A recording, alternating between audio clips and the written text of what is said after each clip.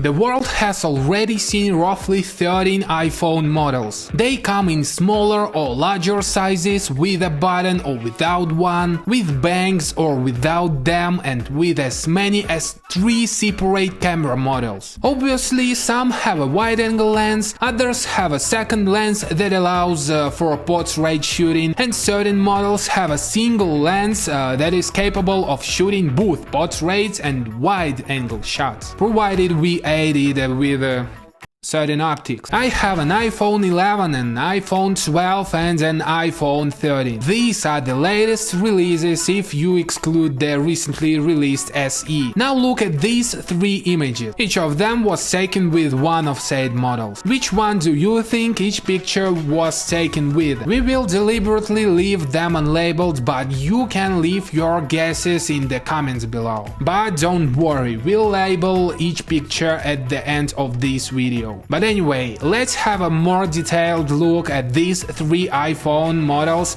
so that you could easily decide which one to buy. My name is Victor and welcome to the PhotoWorks channel. Please like and subscribe and we'll get rolling right away. Before we actually begin, let's first compare the camera modules of these 3 models. An important side note, the iPhone 13 option we'll be discussing is Pro Max because I couldn't get my hands on anything else. But still, this phone will be competing on the same terms even though the other 2 models only have 2 camera modules. iPhone 11 and 12 have a wide-angle and an ultra-wide-angle mode. iPhone 13 Pro Max has a telephoto mode and a cinematic mode for videos that we won't be discussing since they have no competition. All the 3 models have a 12-megapixel sensor. Who knows, there might be no difference in the quality after all. But still, let's have a look. Let's start with the portrait mode. All 3 models have it, so let's have a look at how these models manage to blur the background. They all excel at it since the blurring algorithm has been introduced quite a while ago and has evolved handsomely. The only difference is that iPhone 13 has a literal sensor that is more capable of measuring distances and understanding the depth of field. Still, even if we compare a picture taken with iPhone 13 to a picture taken by either an iPhone 11 and 12, we won't see that much of a difference. Sure, you might see this messy hazing around the edges of the object, but still the images look decent. On the whole, the wide-angle lenses of all the 3 models work identically, especially those of iPhone 11 and 12. And even though our 13th model have a Pro Max subtitle,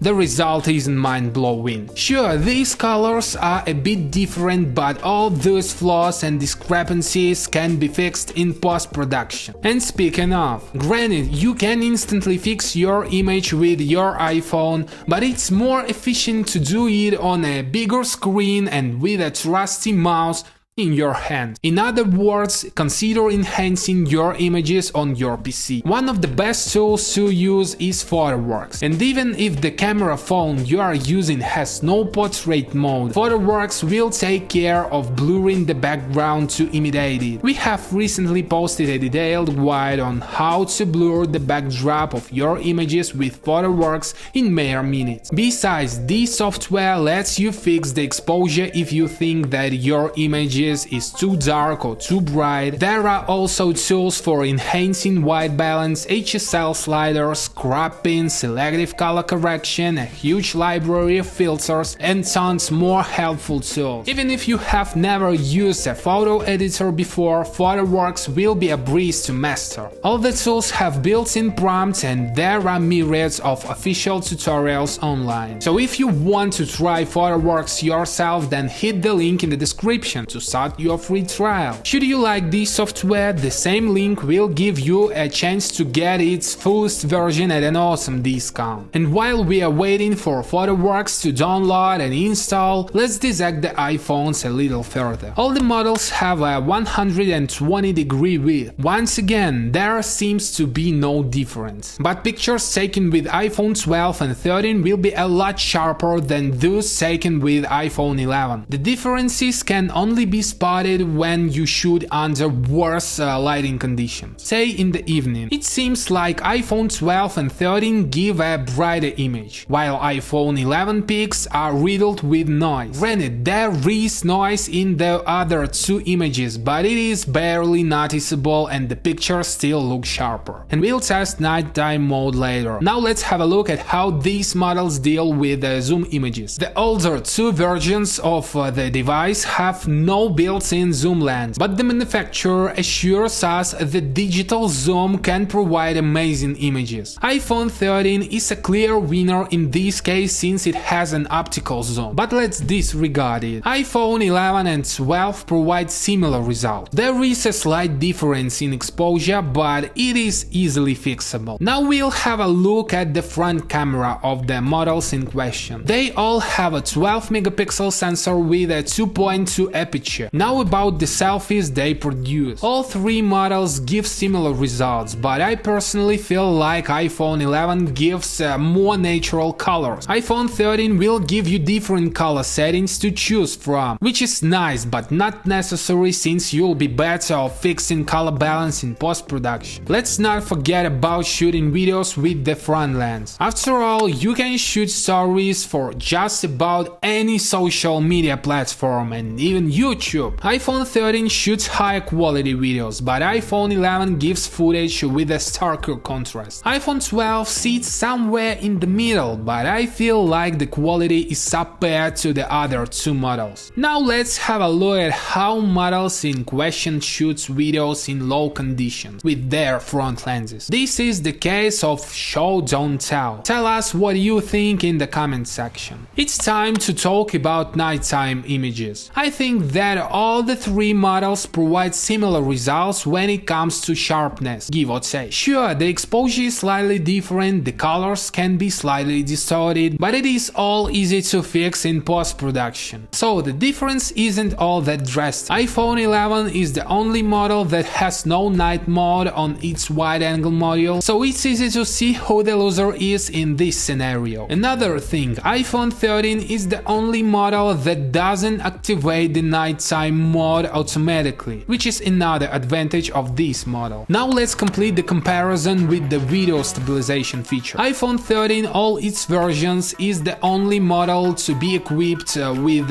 sensor shift optical image stabilization. The other two models only have optical stabilization. This little tidbit makes iPhone 13 the superior model, even though the other two models also provide fairly decent results. I hope you remember the beginning of the video when I asked you which picture belongs to which iPhone model. It's time to unveil the mystery. Let us know in the comments if you guessed correctly. That's it for today. Then I hope this video was helpful for your search for a new smartphone. My name is Victor and this is the PhotoWorks channel. Don't forget to try this software, give this video a thumbs up and subscribe. We have a lot of interesting videos coming.